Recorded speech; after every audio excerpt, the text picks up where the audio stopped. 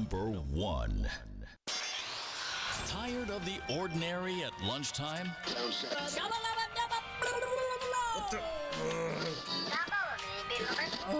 Why not try something smart to chew on? The Lunchroom on RCI, Monday to Friday, 12:45 to 2 p.m. The Lunchroom, informative, enlightening, provocative, engaging. The Lunchroom on RCI, food for thought. The station that gives you, more lunch.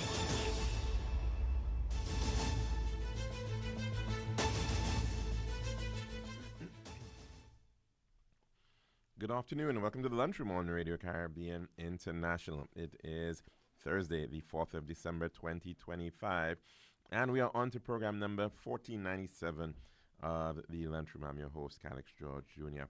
And of course, in addition to 101.1 FM radio, you can also get us at our website, rcistlucia.com. We are also running on our Facebook page. You just have to search for the official page of Radio Caribbean International. Of course, please be sure to like and share that as well with your friends and family.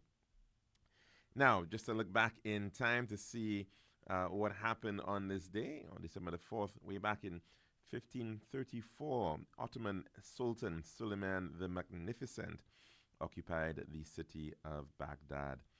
In 1563, on this day, the Council of Trent held its last session after 18 years, a last ecumenical council for more than 300 years. In the year 1791, Britain's The Observer was first published and became the world's oldest Sunday newspaper. 1829, on this day, Britain outlawed sutti in India, a Hindu practice where a widow burned herself to death on her husband's funeral pyre. And in 1918, on this day, U.S. President Woodrow Wilson sailed for the Versailles Peace Conference in France. We now head across to our dish of the day. Every bed in our hospitals tells a story of someone's mother, someone's brother, someone's friend.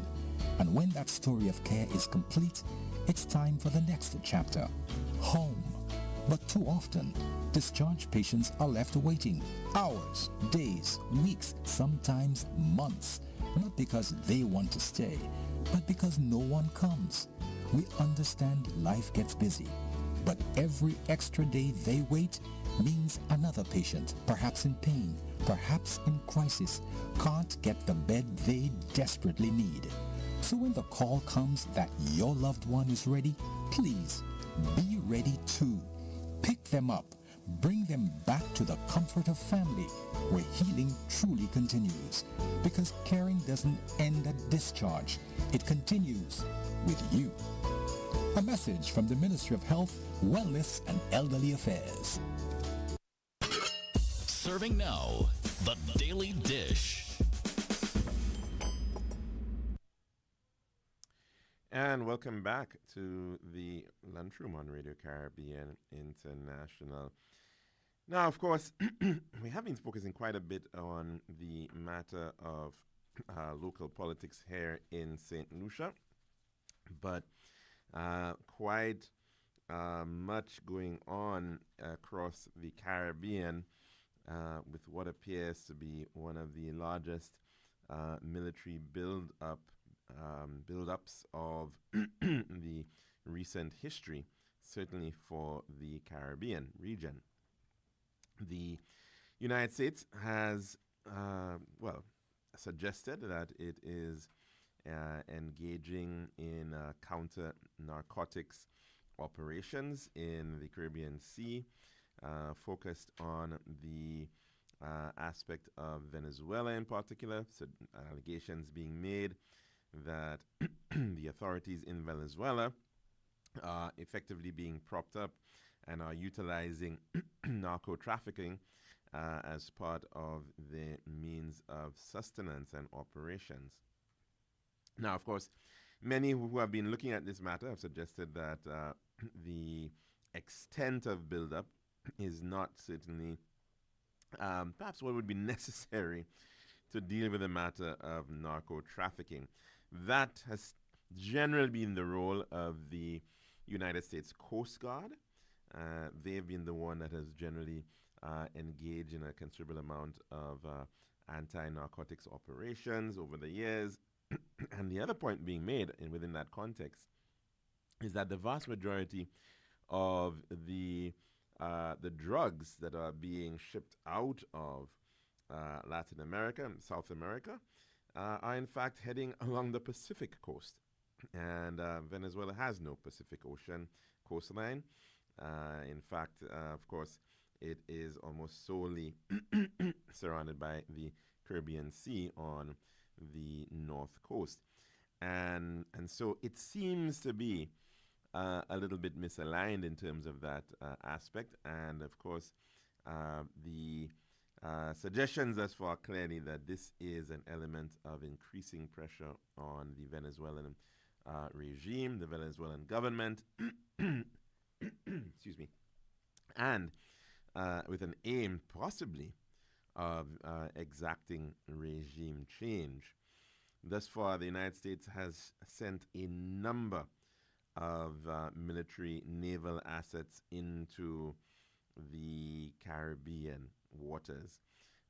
The USS Gerald Ford, alongside which is of course one of the largest vessel in the U.S. Navy, aircraft carrier, along with its carrier strike group, supported by the USS Bainbridge, USS Mahan, the USS Winston S. Churchill, largely stationed, believed to be close to the USVI, that region there, along close to that area of U.S. presence, USVI and Puerto Rico.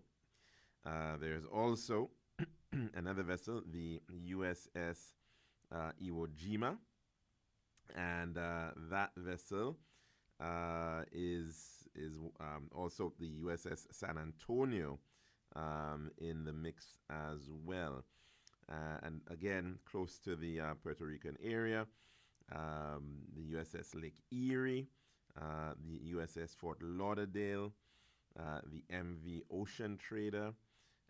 We also saw the USS Gettysburg in the Caribbean, USS Stockdale, relatively close to the Venezuelan coast, as well as the USS Gravely, which actually paid a visit to Trinidad not so long ago. And so it is a very, very tense time, no doubt about it, in terms of observing what is building up here in the Caribbean and how that may very well play out in terms of the peace that exists currently, and whether there may be a full-blown war afoot in terms of Venezuela. Lots of various predictions and postulations being made, individuals looking at what is the likelihood of a full-blown attack, what might that look like, how exactly the U.S. may want to go ahead with trying to remove the Maduro regime.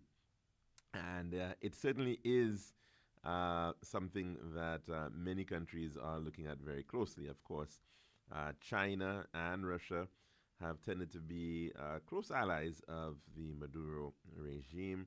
And of course, another big question there is whether, in fact, they would potentially step in directly into such a matter, or simply by putting greater resources into the hands of the Venezuelans. And so we certainly do need to look at this very, very closely. Over in Trinidad and Tobago, of course, we've seen what is occurring in respect of that country, seemingly being pulled deeper and deeper into the state of play there. One matter which certainly caused quite a lot of stir was the installation of a military-grade radar system in the vicinity of the A&R Robinson International Airport, formerly Crown Point, in Tobago. And lots of controversy there over how much the government actually knew. And of course, heard lots of original statements being made by the Kamla Prasad Bissessa government suggesting that the U.S. authorities were only assisting in building a road, and then it turned out that, in fact, there was a very visible radar system being set up. Well, who knows what else is going to be happening in the coming weeks and months as we continue to see this build up in the Caribbean area, and what the implications may very well be for us here in St. Lucia, as well as other parts of the Eastern Caribbean and the entire region. But certainly lots of interest. And the other big question is, are we in fact seeing the presence and the beginnings and the rise of particular governments playing a part, a more active part, or as surrogates to other players from beyond?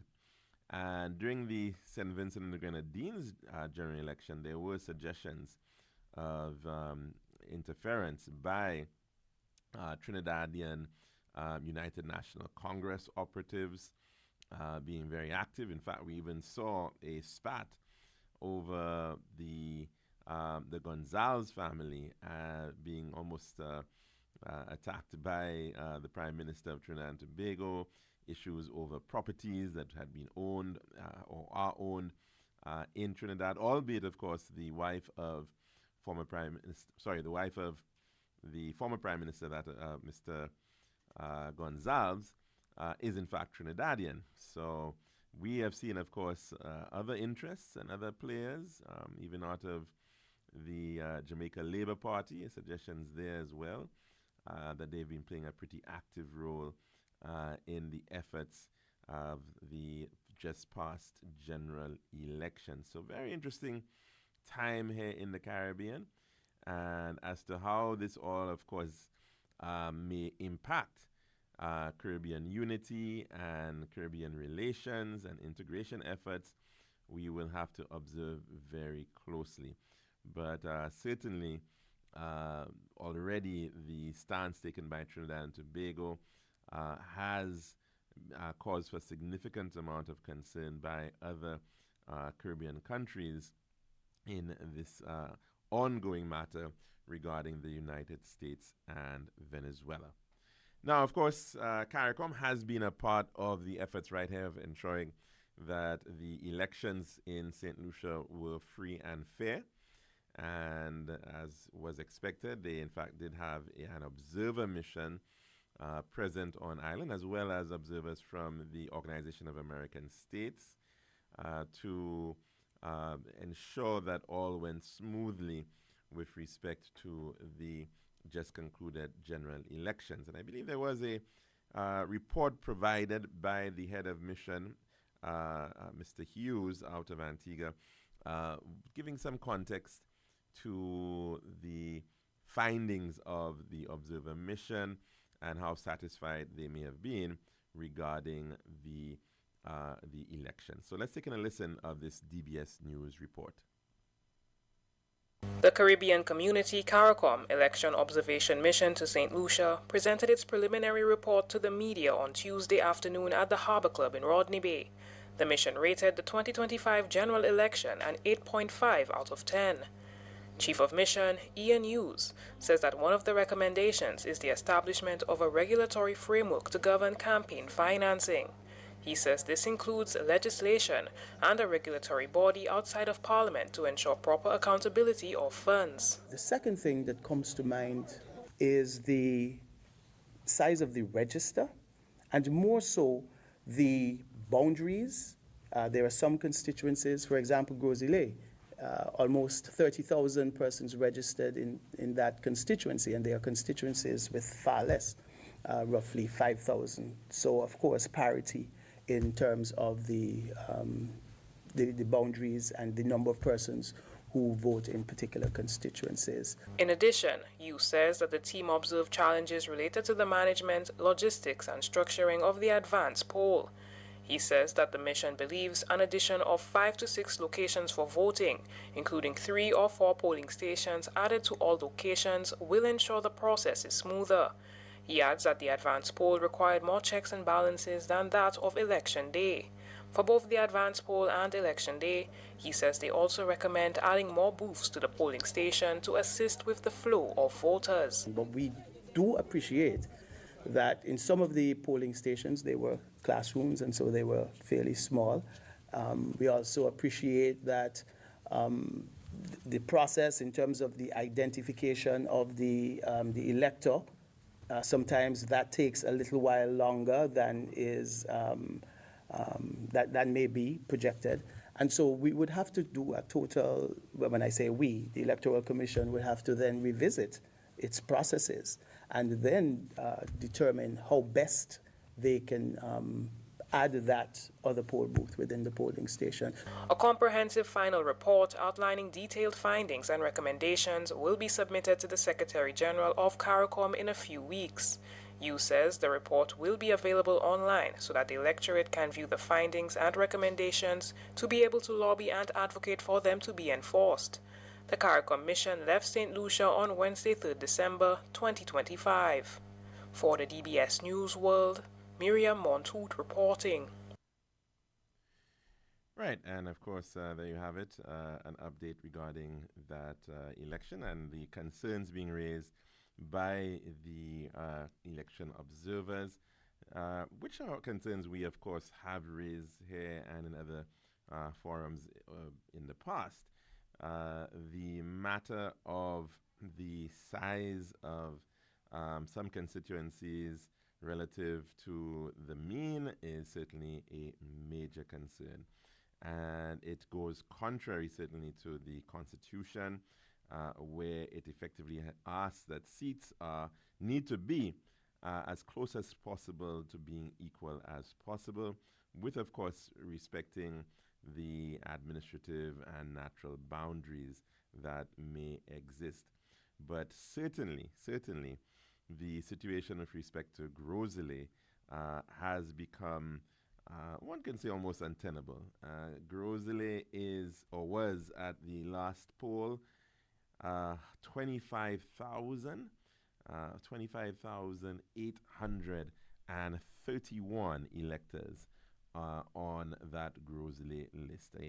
And certainly that is a considerable number of persons to be on when one considers the size of the Grosley constituency relative to any other on Ireland. The next closest constituency in size is actually that of Castries Southeast, which is about 15,491 according to the last number. So Grosley is clearly far too large to be properly representing the interest of the individuals working in Grosley. It is about 14% of the total population of St. Lucia currently lives in Grosley. So I think that should effectively tell you that it is not it's not a situation that is desirable at this time. Really and truly, if it was all perfectly equal, each constituency should be about 5.9% of the population. And of course, Grosley is 14% of the population. You can easily see is, approaching 2.5 times the size of beyond the average. And it is also much larger than some of the smaller constituencies. Dennery South, for example, has only about 3% of the total number of voters on Ireland. So that just gives you a good indication. It's nearly 5 times. Well, you need 5 Dennerys to make up the Grosley as you have it. And so we really do need to look at this matter very seriously. in terms of the realignment of boundaries. Now, of course, what has happened since 1974, when we originally had the 17 seats existing. Prior to 1974, there were 10 seats. And then we saw an increase in the number of seats in 1974. And what that did was that it created new seats, particularly in the East Coast. So where there were 2 seats in the East Coast, they became 4. So there were 2 additional seats added there. And then, of course, we also saw an increase in the number of seats in the north of the island as well at that point in the Castries area. And so, like, for example, Castries South became South and Southeast. And so it really meant then that we had to, at that time, make that decision based on, I guess, the growing population. But since then, which is easily, 50 years ago, our population has increased significantly, and we can certainly assume that we need to make a shift in that regard. Back in 1974, there were about 40,000 people on the voters list. Right, that figure, 40,000. Now, just imagine right now in Grosley, right now, there are about 25,000 people living in Grosley. So that's just as a point of reference to make the point. It is certainly very small. In fact, the population back in 1974 would only be about 21% of today's population on that voters list. Albeit, I know there have been people who have suggested that the voters list is, of course, inflated, and I think that those assumptions are very correct, but we're not going to go into that matter as yet. It is clear that we've expanded. The population has certainly expanded, and in fact, back in that time in Grosley, there were 2,467 registered voters back in 1974. So, excuse me, Grosley is now 10 times what it was in 1974. And clearly the need to make adjustments is here. And so there was, of course, an attempt to do so some years back, I think around 2014 or so. And of course, it got stymied as a result of a legal challenge by Mr. Guy Joseph, who took objection to, I think in that instance, he was perhaps more concerned about his chances in a seat where he was running, Castries Southeast, where that seat was down to also be split to create a Castries Southwest and a Castries Southeast. Of course, since that legal challenge, Mr. Guy Joseph has contested 2 elections. He's actually lost both. And I think it is time really for the country to move forward in looking at this matter of the boundaries. And I think it is quite right that the elections observers are and have raised it as a matter of concern, because it does have real implications on the quality of representation that the average person living in Grosley can expect to have. And so the need to make that shift is important. Now, I was saying earlier on, back in 1974, the rough split that ended up happening was that in the north of the island, i.e. Castries and Grosley, you ended up with 7 seats. Whereas in the south of the island, you ended up with 10 seats. So from Ancillary across to Dennery, you ended up with 10 seats. So effectively, in what has happened since 1974 is that whereas the majority of the population was actually living in the south of the island at that point, I think roughly about 55% of the population was in that southern region. That has completely shifted.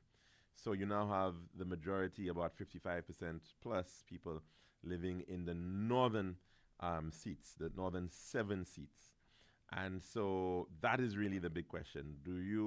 If you wanted to keep 17 seats, and because there are people out there who suggested that, we're already paying enough money for having reps and we've got enough representatives.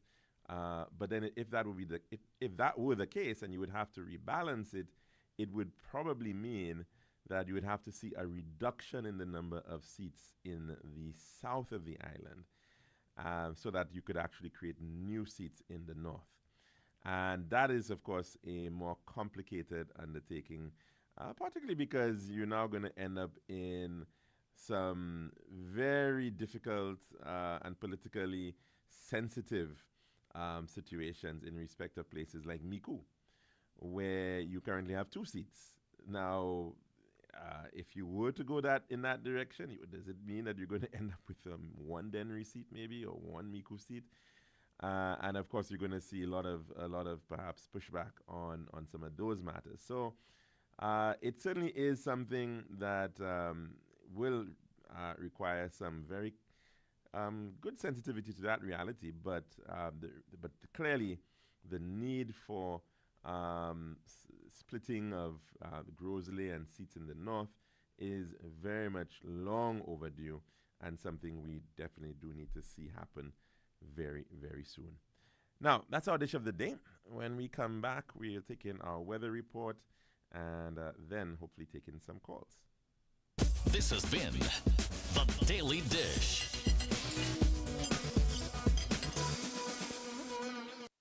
Every bed in our hospitals tells a story of someone's mother, someone's brother, someone's friend. And when that story of care is complete, it's time for the next chapter, home. But too often, discharged patients are left waiting hours, days, weeks, sometimes months, not because they want to stay, but because no one comes. We understand life gets busy, but every extra day they wait means another patient, perhaps in pain, perhaps in crisis, can't get the bed they desperately need. So when the call comes that your loved one is ready, please be ready too. Pick them up, bring them back to the comfort of family, where healing truly continues. Because caring doesn't end at discharge, it continues with you. A message from the Ministry of Health, Wellness and Elderly Affairs. It's now time for our weather report, brought to you by Island Style. Last year, boy, problems to get shipment of tiles in time for Christmas. This year, Island Style has enough tiles in stock to cover the whole of St. Lucia. And with our Christmas sale starting now, every tile is on sale. Island Style has massive stock, the widest variety, and the very best sale prices on quality tiles. And natural stone in St. Lucia. Great deals on beautiful bathroom faucets, vanities and fixtures, tiling tools and accessories. Don't fall for no gimmicks anywhere else. Island Style's annual Christmas sale is unbeatable. Tiles for miles. Deals as far as the eye can see. Start your car, ride your bike, hop on a bus, and hurry down to Island Style Town and Bath now. Castries, Rodney Bay, and Viewfort. Check Facebook for more details. This is Radio Caribbean International. It's now time for the weather news.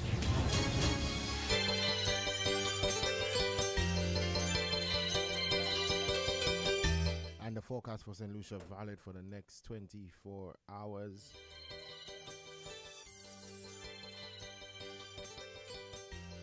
Winds will be blowing from the east near 21 miles per hour or 33 kilometers per hour. Weather fair to occasionally cloudy skies with a few showers.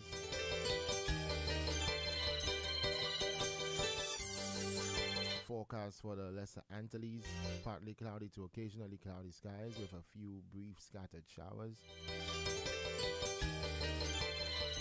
In your weather summary, the Atlantic high pressure system will maintain moderate to brisk easterly winds and local rough seas over and around the Lesser Antilles. During the next 24 hours, patches of low level clouds drifting along the wind flow will cause brief showers over the islands during the forecast period.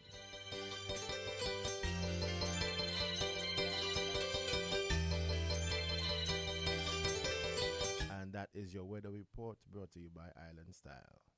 This has been RCI's Weather News. For more information, call the Weather Hotline at 454-3452. RCI 101 number 1.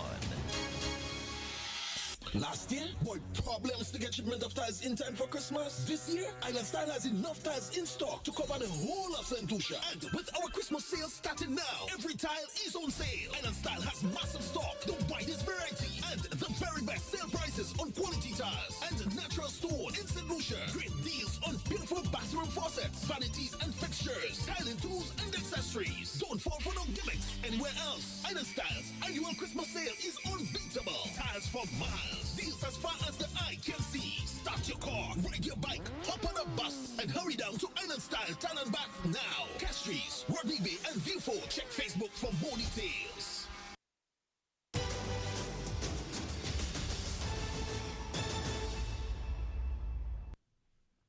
Welcome back to the lunchroom here at Radio Caribbean International. And of course, we've made mention that the Prime Minister is to be sworn in tomorrow at a ceremony at the Government House. And a release coming from the Office of the Prime Minister indicating that public officers are granted a half day for the Prime Minister's swearing in. And it reads as follows. The Office of the Prime Minister has approved a half day for public officers from 12 noon on Friday, the 5th of December, in recognition of the official swearing in of the newly elected Prime Minister of St. Lucia, Honorable Philip J. Pierre. This gesture reflects the significance of the occasion and provides public officers with the opportunity to observe and participate in this national event. All essential services will remain operational, and ministries and departments are expected to make the necessary arrangements to ensure continued service to the public where required. The Office of the Prime Minister encourages the private sector, where possible, to grant similar time off to employees in observance of the occasion. The government thanks all public officers for their continued dedication and invites all citizens to join in this moment of national renewal. That, of course, coming from the Office of the Prime Minister earlier on today. I know many have been calling for a national public holiday. Not too sure if that is a partial one for some. But of course, no doubt we'll have to wait to hear what may come tomorrow in that regard. Of course, the Prime Minister has not yet been sworn in, and so we will wait to see what comes later. Now, there will also be actually, I think, as well, a thank you rally being held by the St. Lucia Labour Party for its for the public, and that's going to be up at the Darren Sammy Cricket Ground, and so that's happening this coming Sunday.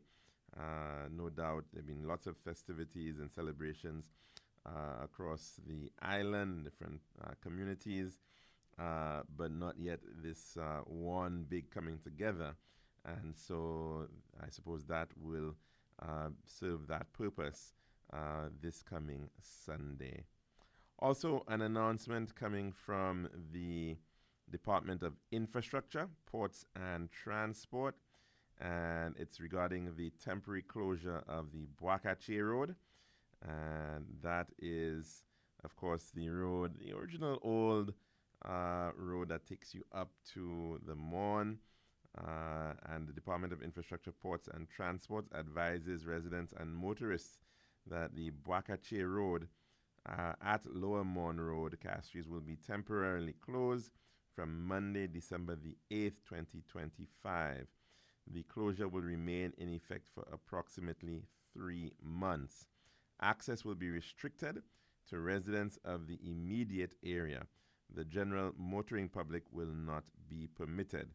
This closure is necessary to facilitate the reconstruction of a collapsed retaining wall, which was causing limited and risky access to the motoring public.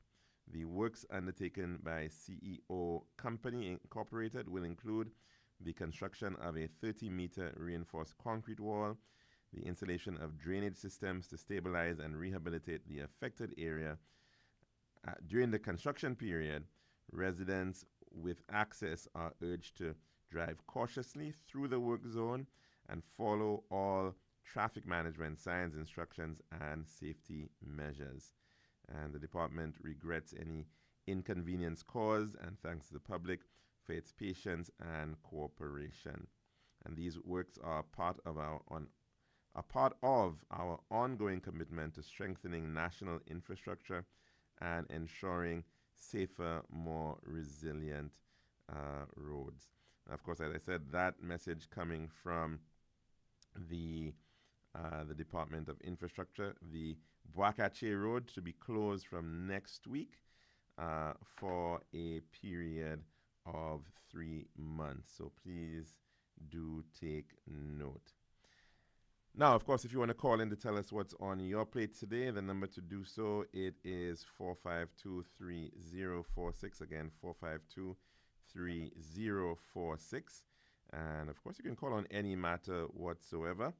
But we have been discussing quite a lot in terms of what is happening in the Caribbean region and the possibilities of a U.S. military strike on Venezuela.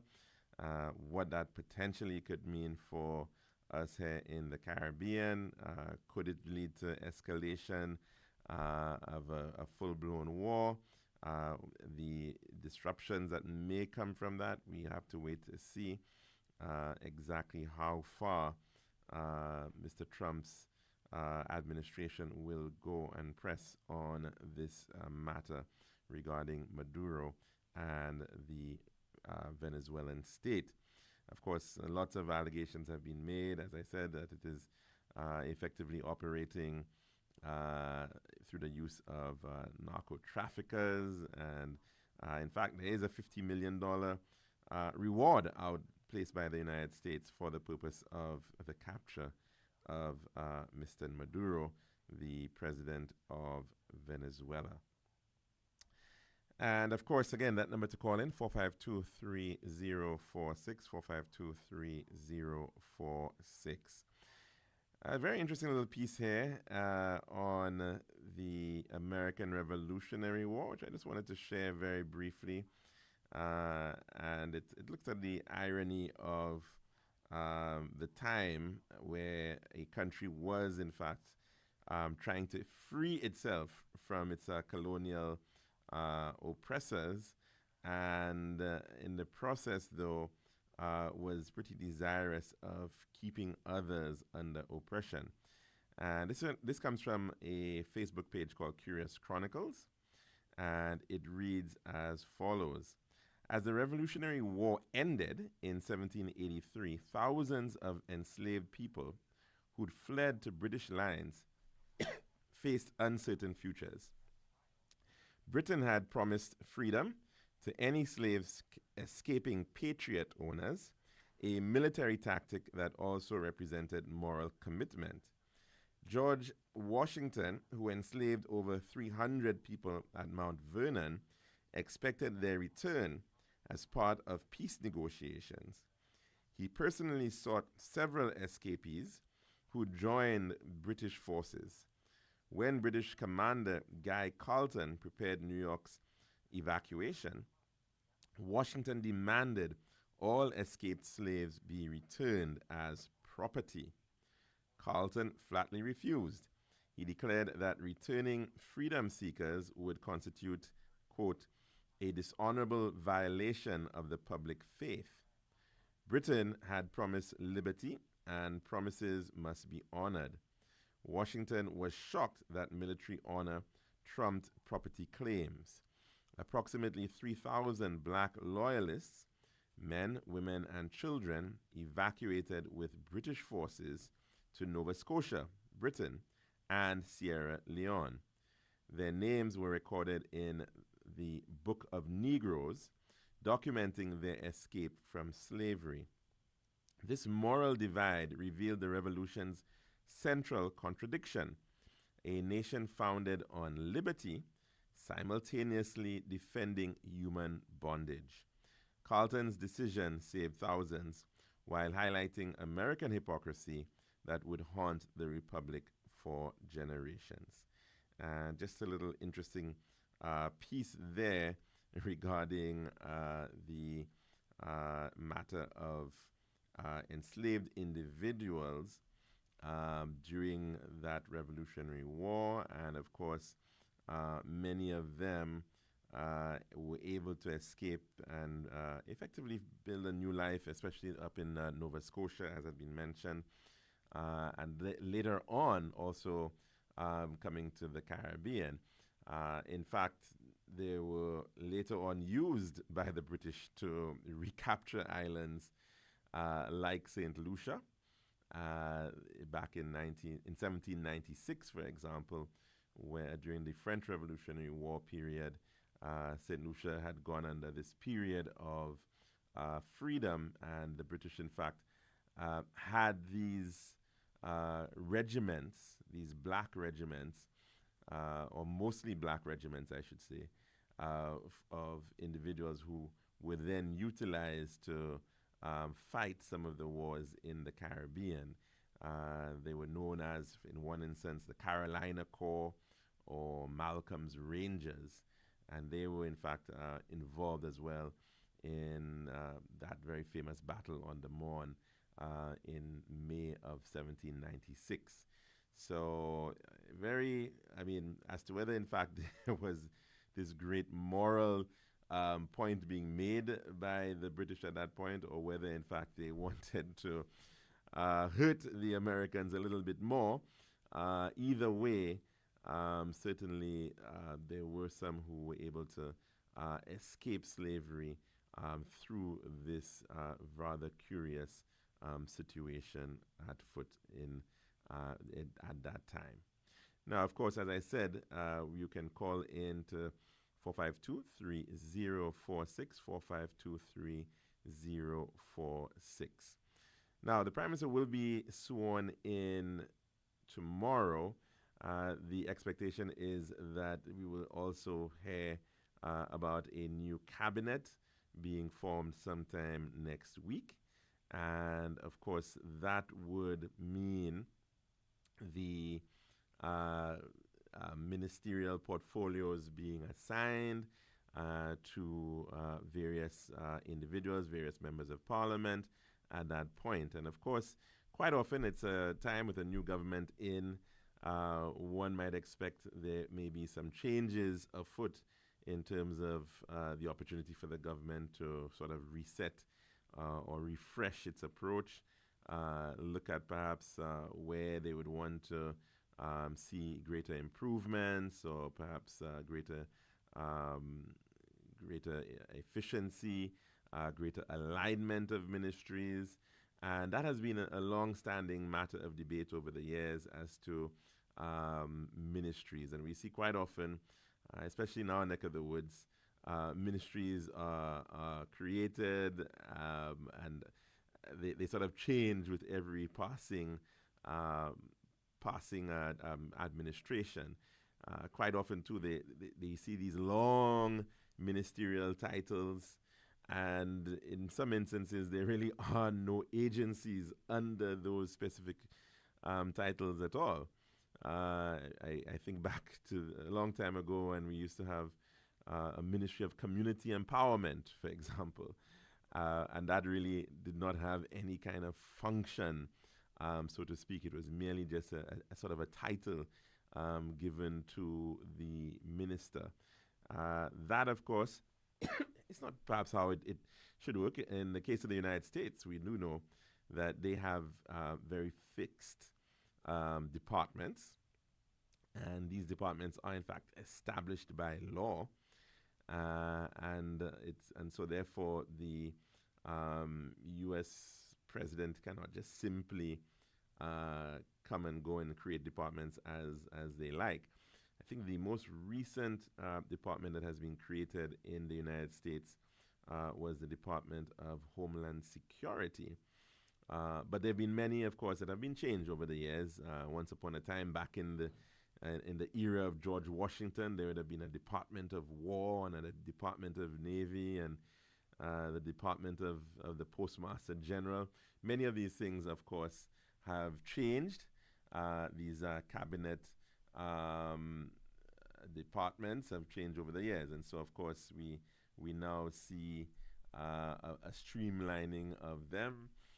But of course, some are found in nearly every single country. Of course, the Department of Finance is one of the most common of all agencies across all countries and cabinets.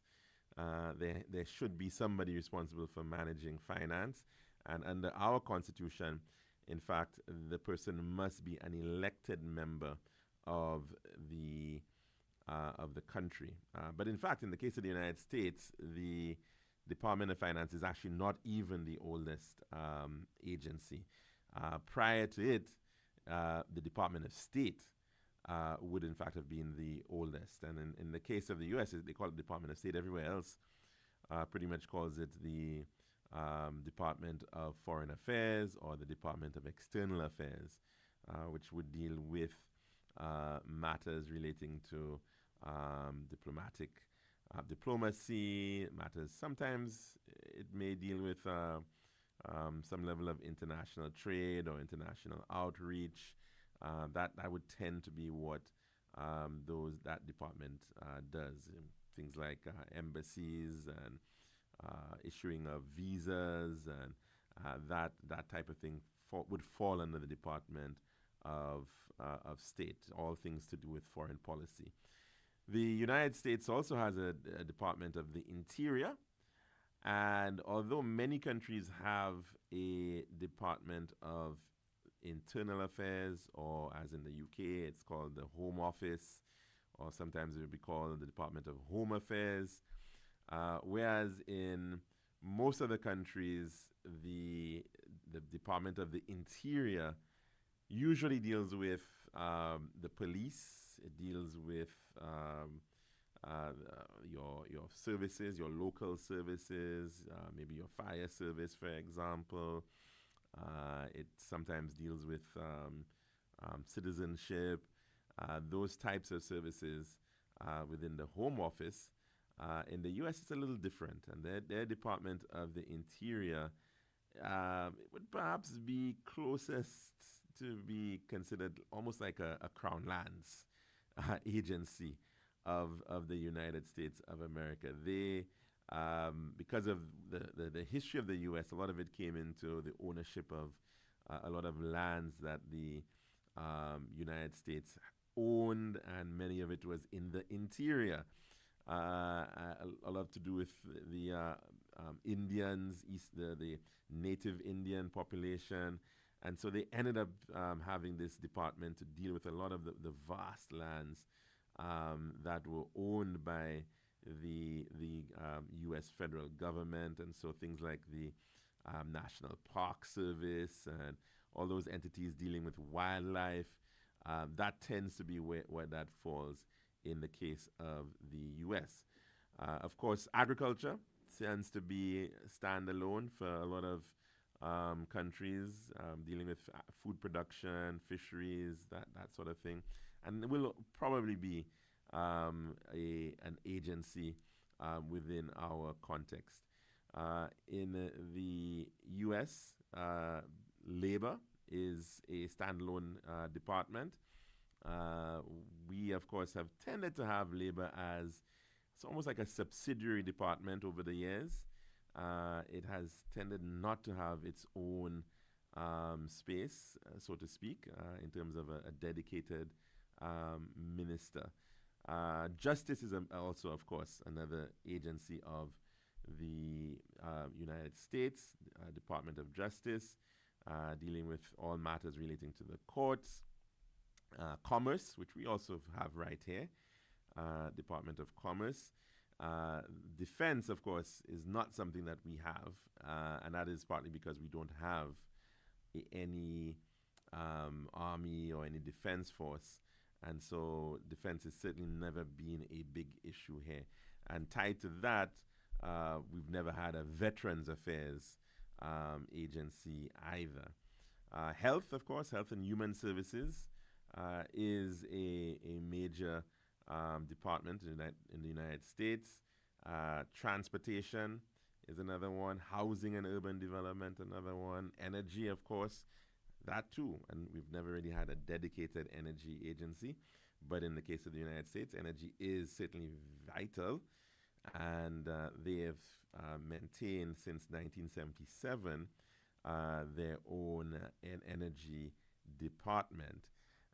Education, interestingly enough, is one of those agencies that is under fire, so to speak, in the current Trump 2.0 era, where many have been suggesting that the Department of Education should be no more, and that this matter should be dealt with strictly by the individual